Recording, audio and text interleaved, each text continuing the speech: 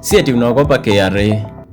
Unaogopa kushikwa ukiwa haujui. Msee, kama kuna mtu ameelewa pressure ya kuendelesha biashara ni sisi, na hatutakudanganya.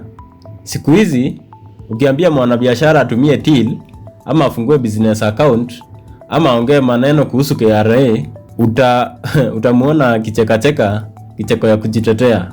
Eti zibana, wacha mimi nibaki nikitumia cash. Eti hii serikali siku hizi inajua kila kitu. Ngoja nibadilishe line kwanza. Hii M-Pesa siku hizi situmiangi sana. Na unajua nini?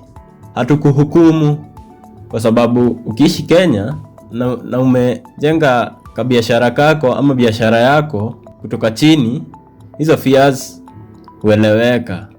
Umeng'ang'ana, umehangaika kutafuta customers, umeamka mapema kuliko kila mtu, umefunga bizi yako usiku kuliko kila mtu, umejenga biashara yako pole pole.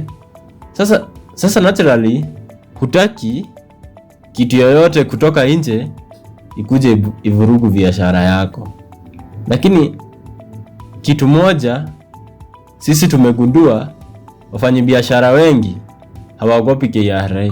Wanaogopa confusion, kuulizwa kitu ambayo hawajui, kulipishwa kitu ambayo hawaelewi, kufanya makosa bila kujua. Na hiyo confusion ndio imefanya wengi waishi kwa rumors. Eti usitumie till, usiweke pesa bank, badilisha namba, natumia line ya bibi, eti kutumia cash ndio iko safe. Na pole pole unaanza kupanga biashara yako kulingana na uoga yenye unapata kwa watu badala ya kutumia facts. Lakini ngoja nikuulize swali moja. Ukitoa KRA kwa picha, biashara yako iko under control kweli? Leo ukifunga job yako ama ukifunga bizi yako, unaweza kasema instantly umeuza pesa ngapi, faida umepata ni ngapi, stock gani inaisha, ni nani anakudai, wewe unamdai nani, cash flow yako iko aje. Ama bando unaanza kufungua M-Pesa, una count notes, una scroll WhatsApp, unauliza attendant eti zile sonda tuliuza leo zilikuwa ngapi. Na hapo ndiyo shinda iko. Si KRA, si till, si bank. Shinda ni biashara yako imekuwa kubwa kuliko information yenye uko nayo. Na ukiendelesha biashara bila information, utabaki ukifanya guesswork tu. Na guesswork wewe inachosha sana. Inakunyima usingizi, inafanya kila ukiona tu namba mpya inakupigia unafikiria unatafutwa.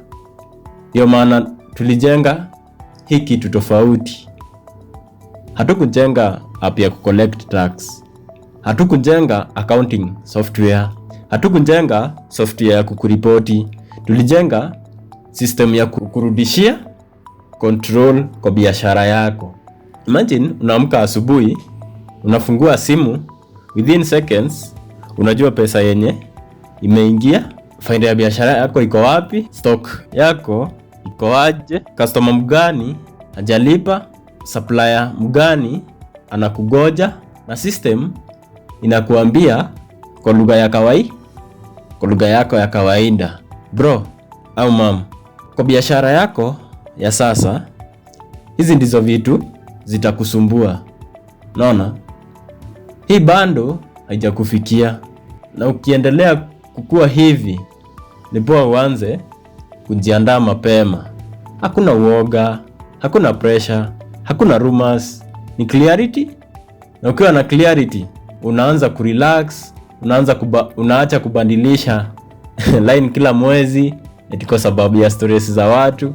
Unaanza kufanya maamuzi yako bila uoga yoyote. Unaanza kufanya maamuzi yako juu ya facts. Naona? Na hiyo ndio difference. Hatujakuja kukuambia ulipe tax. Hatujakuja kukuambia ubadilishe biashara yako. Tumekuja kukusaidia uione, kwa sababu Ukweli ni jamo. Huwezi kucontrol kitu ambayo hauoni. Na siku utaanza kuona biashara yako vile iko, ndio siku utaanza kuiendelesha kama CEO. Ndio utaanza kuiendelesha kama boss. Na si kama mtu mwenye kila siku anazima moto. Ni control, clarity, na hapo ndipo biashara yako huanza kukua.